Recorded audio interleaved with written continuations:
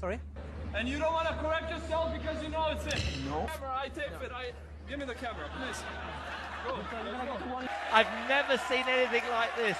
This is sensational stuff. Ora, boas malta, bem-vindos para mais um Ponto Break. Vamos falar do dia 29. Tivemos jogos onde conseguimos claramente prever aquilo que os jogadores fizeram no corte, outros jogos mais difíceis. Dois grandes jogos, na minha opinião, um jogo do Omnic Team que acabou por perder frente ao Pedro Caixinho, mas foi uma verdadeira batalha dentro do corte. O time teve a perder por 2-7-0, ainda consegue recuperar 2-2 e depois perdem 6-2. No entanto, foi um bom jogo, o time demorou a aparecer em corte, muito por mérito do Caixinho. Estava à espera que o Caixinho enfrentasse mais dificuldades, mas conseguiu lidar muito bem com a falta de confiança ainda do Omnic Team, que eu estava à espera que já tivesse sido superada, mas nesse jogo fiquei com alguma desilusão porque vi um Omnic Team ainda preso, ainda muito preocupado com a questão da lesão. Não é que isso ajude a justificar a derrota, mas ajuda a perceber a derrota. Depois tivemos um Nakashima contra o Shapovalov, também 3-2, um jogo muito longo que acabou com 3 horas e 47 minutos. Aqui, na minha opinião, o Shapovalov soube trabalhar melhor em termos de salvar os breaks. Teve melhor estratégia, tanto para salvar como a converter. Ele salvou 73% dos breaks e converteu 36%. Aqui a diferença, para vocês terem uma ideia, é, em termos de breakpoints salvos, o Nakashima salvou 7 em 11, o Shapovalov salvou 8 em 11. Em termos de conversão de breaks, Nakashima converteu 3 em 11 e o Shapovalov 4 em 11. Além disso, tivemos um dia onde claramente o Shapovalov estava muito confiante e aquilo que eu disse, podia aparecer transfigurado e apareceu. Disparou 50 winners e cometeu 68 erros não forçados. Já o Nakashima disparou 28 winners e cometeu 40 erros não forçados. Faz toda a diferença, mas foi um jogo muito equilibrado. Voltaria a fazer a aposta no Nakashima, embora surpreendeu-me a exibição do Shapovalov. Benoît Paire, nós não recomendamos aquele mais 6,5, mas o Benoît Paire acabou por perder por 3-2 e em 3 horas e 36 minutos, 5-7, 6-4, 6-3, 1-6 e 4-6. O Paire começou a perder por 7-0, mas esteve a ganhar por 2-1, deu a cambalhota, mas depois levou a cambalhota a seguir. Tivemos a Paire, como eu tinha dito, ganhou 7-6, 6-2, à conta Veite. A Stephens surpreendeu a Pliskova que estava sem ritmo competitivo, 6-0, 6-4, principalmente em terra batida, e a Stephens estava a jogar muito bem. O Etcheverry foi pena porque ganhou o primeiro set por 6-4, mas o Draper desistiu por problemas no ombro. Fognini surpreendeu o Auger-Aliassime, tinha dito que seria um jogo difícil para o Auger-Aliassime e foi. No entanto, o Auger-Aliassime esteve a subir para 3-0 no segundo set, mas não conseguiu e realmente não está num bom momento, mas depois veio a público a dizer que tinha estado doente, adoeceu e também tinha problemas no ombro, mas não foi o problema no ombro que acabou por fazer com que ele fosse eliminado precocemente em Roland Garros, embora tivesse previsto que seria o primeiro top 10 a cair e acabou por ser. No entanto, estava doente segundo o mesmo e acabou por não conseguir tirar o melhor do seu jogo. No entanto, grande vitória do Fognini, uma odd claramente exagerada, perto de 3,5. Poderia ter valido a pena, optei pelo over games e o jogador que era favorito a ganhar, nem sequer ganha um set. Se tivesse ganho, nós também tínhamos ganho a nossa aposta. Faz parte do processo, é continuar em frente. Depois tivemos uma Svitolina que ganhou a Trevisan, 6-2, 6-2, sem espinhas. Depois o Van Aert venceu o Cecchinat 6-1 e 6-3, para confirmar o favoritismo. E depois lá está, estávamos numa boa sequência de resultados e depois lá está a Kvitova a deitar tudo por terra, perdeu contra a Cossiaretto, uma Kvitova que claramente faltou ritmo competitivo. Quando digo experiência, é experiência dentro do corte, em termos de dinâmicas, porque o último jogo que tinha tido para além deste foi contra a Niemer em dia 27 de Abril, um mês depois volta a jogar e essa falta de ritmo fez a diferença e principalmente confiança na sua pancada. O que é que faltou à Kvitova? A Kvitova entrou bem, basta ver que ela deu logo ali um break, teve assim para 3-1, mas não conseguiu confirmar. Depois aqui no segundo set ainda recuperou, teve a perder por 3-1 e recupera, teve aqui 5-4 e depois teve breakpoint para o 5-5, mas depois não converteu, dá o break e aí depois a Conciarete subiu de nível e com o apoio também do público e também com o seu staff sempre a puxar por ela, acabou mesmo por fechar na segunda tentativa. No entanto, foi um dia onde não foi positivo, saímos com 0.22 unidades em prejuízo, nada de grave. No somatório do Roland Garros estamos positivos com a vitória ontem do Puig e as entradas de hoje. Estamos ainda positivos. Claro que foi pena o jogo do Fognini, foi pena, por exemplo, o Etcheverry, se tivesse ganho, seria o mais natural, já nos colocaria em lucro. Houve certas coisas que acabou por não ir para o nosso lado, mas acredito que a longo prazo mais vezes vinham a nosso favor do que o contrário. No entanto, também tenho a dizer que houve jogos que eu devia ter tido mais cautela do que tive e também algumas leituras não foram tão precisas assim e há que assumir isso para evoluir. Para hoje temos vários jogos. O primeiro jogo aqui a ser falado vai ser o jogo do Purcell contra o Thompson. Não é um jogo que se calhar que a maior parte escolheria, mas na minha modesta opinião é um jogo que me interessa porque o Thompson é um jogador que para mim tem mais ténis para terra batida do que o Purcell. Além disso, em termos de confronto direto, o Thompson ganhou todas as vezes frente ao Purcell, que é o seu compatriota. Já jogaram em terra batida, mas foi em 2019 na China, e o Thompson ganhou na altura por 2-0, 6-3 e 6-4. Claro que aqui é a melhor de 5 sets e isso faz toda a diferença. No entanto, se a gente for olhar, o Purcell tem apenas um jogo em terra batida. A maior parte dos jogos jogou na Coreia antes de vir para aqui para a terra batida e perdeu logo em Lyon contra Miles Ruiz, o jogador espanhol, por 2-1. O Thompson não jogou em Lyon, jogou em Busan na Coreia do Sul e perdeu nos quartos de final frente ao Diallo. No entanto, lá está, em termos de terra batida, o Thompson este ano realizou apenas 2 jogos, perdeu na terra batida de Houston frente ao J.J. Wolf e perdeu em Munique frente ao Cobolli, que hoje foi massacrado pelo Carlitos Alcaraz. E além disso, para quem segue o nosso Telegram, tem uma power out da Solverde que era o menos 26,5 e acabou por ser vencedor. Temos depois, em termos de preparação para a terra batida, lá está, 2 jogadores. Thompson tem 2 jogos em terra batida, o Purcell tem 3 jogos. Claro que são 2 jogadores que não são brilhantes nesta superfície, mas dentro daquilo que é o estilo de jogo dos dois, parece-me que o Thompson está mais perto de ganhar e aqui a vitória do Thompson será a minha escolha para esse jogo. Depois temos aqui o jogo do o Gaston vai jogar contra o Molcan e eu não concordo muito com essas odds. No entanto, fazer aqui um reparo, o Gaston está a jogar em casa, o público francês é bastante invasivo, participa muito e basta ver nos últimos jogos a importância que o público tem tido, principalmente quando jogam jogadores franceses.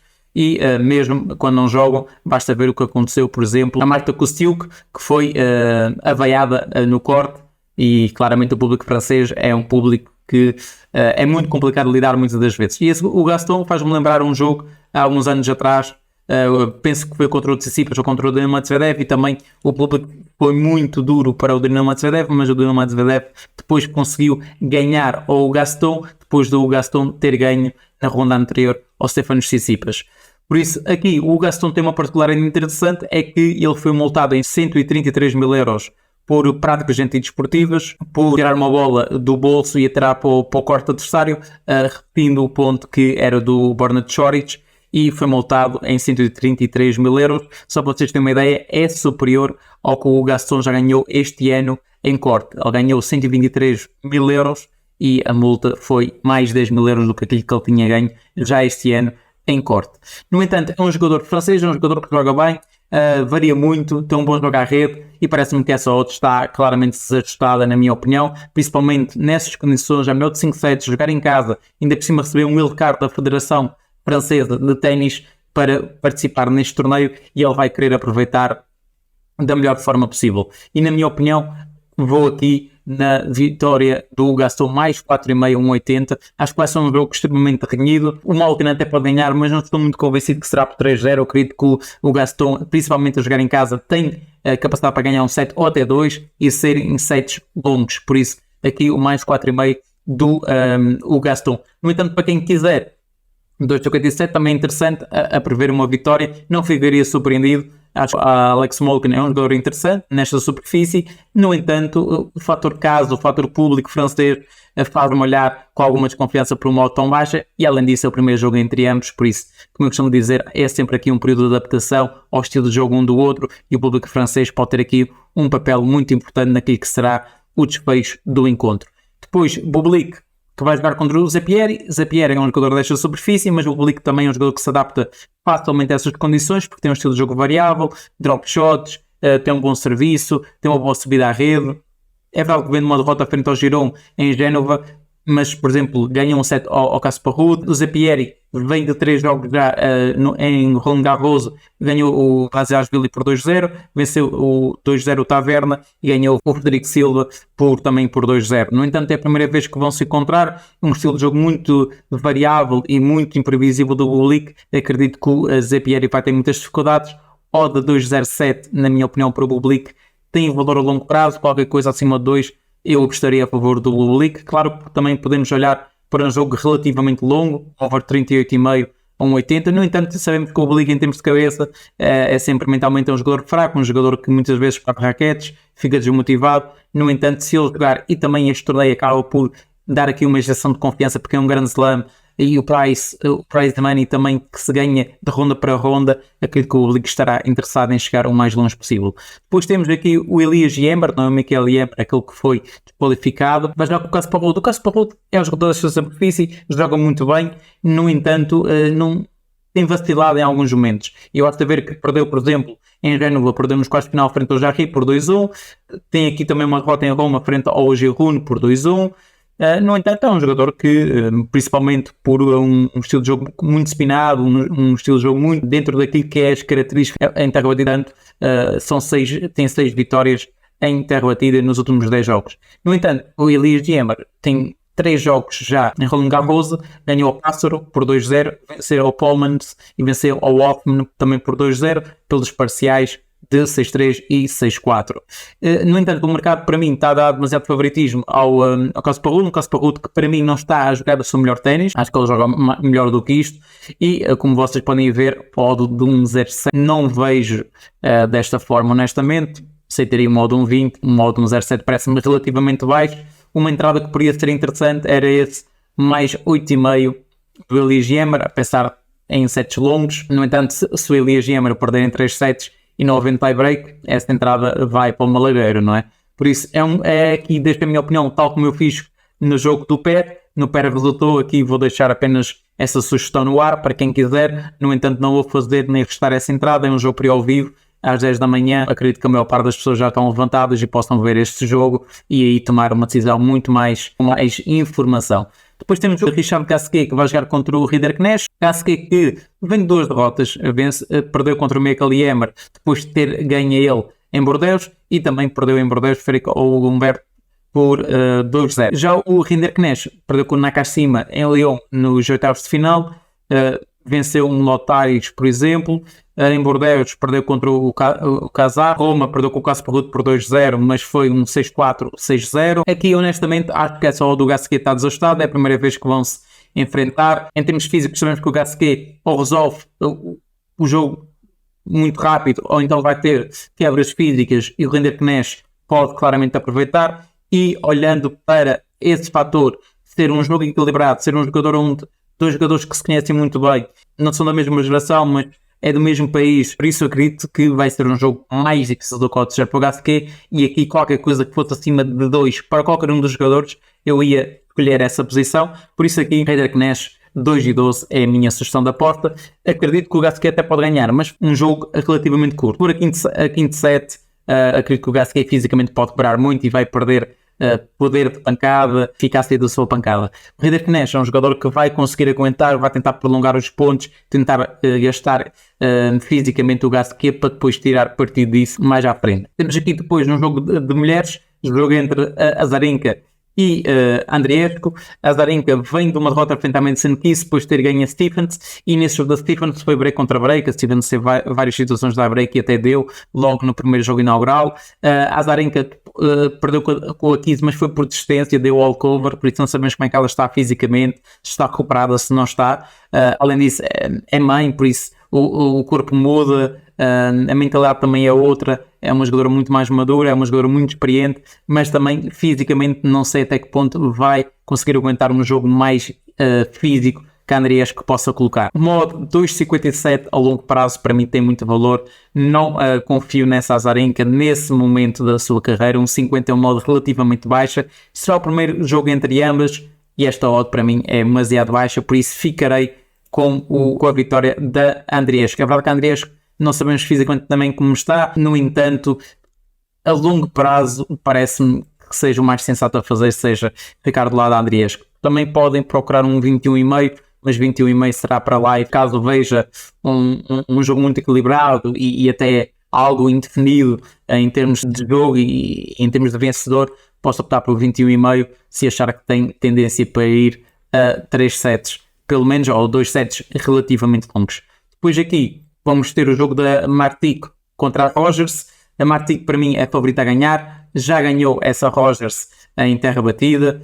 Nos últimos jogos entre ambas, a Martic ganhou os últimos dois, ganhou em Roma em 2021 e ganhou em Wimbledon em 2022. Em termos de últimos jogos, a Martic está num bom momento, nos últimos 5 jogos em terra batida tem 3 vitórias, tem aqui uma derrota em Madrid frente à Iga Swiatek por 2-0 e frente ao Osório. No entanto, perder contra a Iga Swiatek em terra batida não é surpresa para ninguém, contra o Osório pronto, mas também foi um jogo, um 6-4, 6-2, onde houve a troca de break, a Martic teve a ganhar 4-1 e depois perde 6-4 o primeiro set, por exemplo. Em situações normais a Martic teria pelo menos ganho o primeiro set ao Osório e aí o jogo seria completamente diferente, mas por exemplo a Martic ganhou a Krejcikova em Madrid, ganhou a Kalinskaya em Madrid, ganhou por exemplo a Sigmund em Madrid, já por exemplo a Rogers perdeu contra a Noskova em Roma, perdeu contra a Begu em Madrid, perdeu contra a Bencic em Charlotte nos Estados Unidos.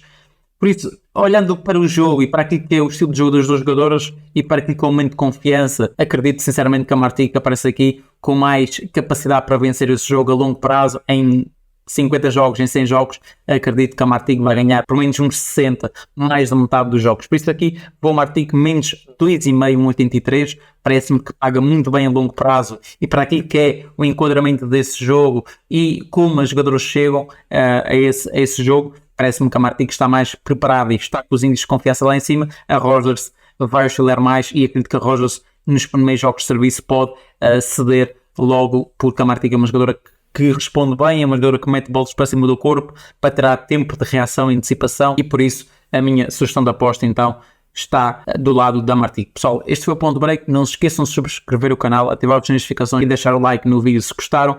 Deixem aí quais são as vossas entradas para dia 30/5 e voltaremos a ver-nos aqui em Roland Garros. Até uma próxima.